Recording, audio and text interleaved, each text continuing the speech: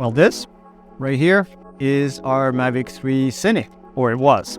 So was this, and also this. That's because we crashed it. And when I say we, I mean I crashed it. And I didn't even do it on purpose.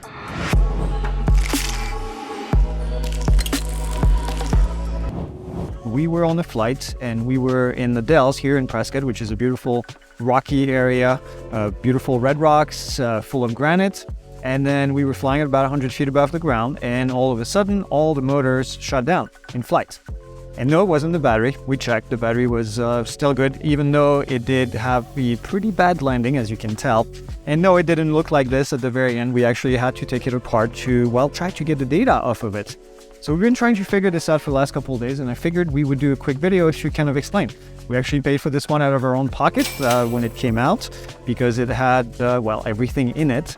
Funny enough, the day before, DJI sent us the new DJI Mavic Pro, and we were saying, this is a great drone. It would actually be really nice right now to have the Mavic 3 Pro. Even though we were testing it at the moment, we were still doing B-roll. And so we didn't take it with us, and I think it knew. So, I knew. It's down, it's in pieces. Why is it like this? Because we took down the external hard drive, or the internal hard drive, I should say. That is right here inside of this little bit. Because the battery was busted, because the inside were pretty busted, we couldn't power up the drone at all.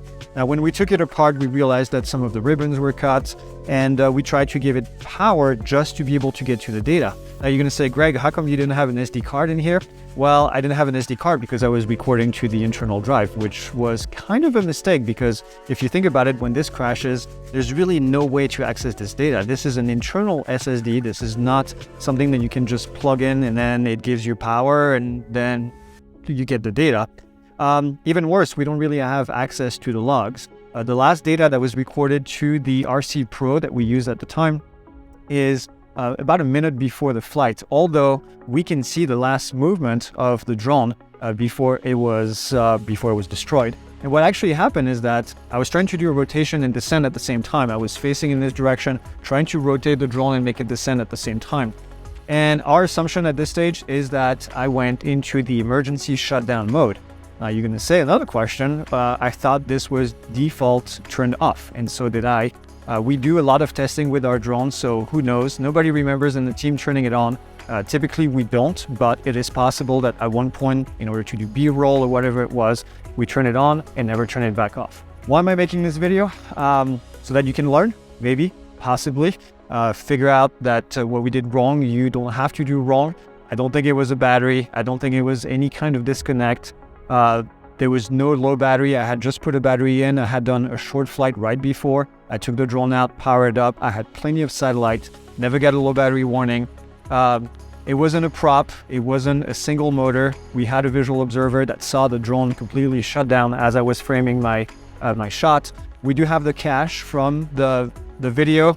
We were doing a beautiful shot flying the deer like this, and then I turned around to get the subject in the picture, and that's when everything happened. So the only thing that I can see is that I went out and down on each side, triggered the emergency shutoff, and the drone fell off the sky.